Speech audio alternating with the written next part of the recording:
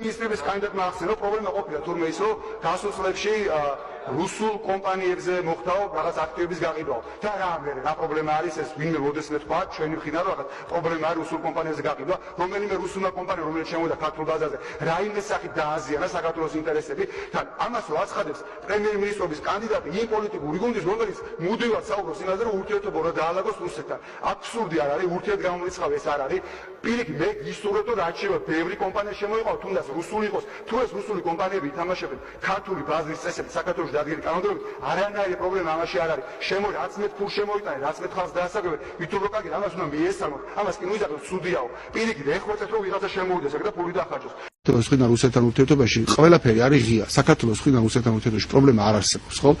ქვეყნებს შორის ურთიერთობაში ყველაზე მნიშვნელოვანი სამი რაღაც რაც არსებობს, ეს არის თავისუფალი გადაადგილება ადამიანების, ეს არის თავისუფალი გადაადგილება საქონლის, პროდუქციის, მომსახურების, ეს არის თავისუფალი გადაადგილება კაპიტალის, ხო? საქართველოს მხრიდან ყველაფერი არის ღია. საქართველოში რუსები ჩამოდიან, რუსეთის მოქალაქეები ჩამოდიან უპრობლემოდ, საქართველოში რუსული კაპიტალი შემოდის უპრობლემოდ, საქართველოში რუსული პროდუქცია შემოდის უპრობლემოდ. თუ რაიმე ბარიერი არსებობს მათ შორის აი ამ სამი მიმართულებითაც, ყველა ბარიერი არსებობს მხოლოდ და მხოლოდ რუსეთის მიმართულებით, რუსეთის მხრიდან, ხო?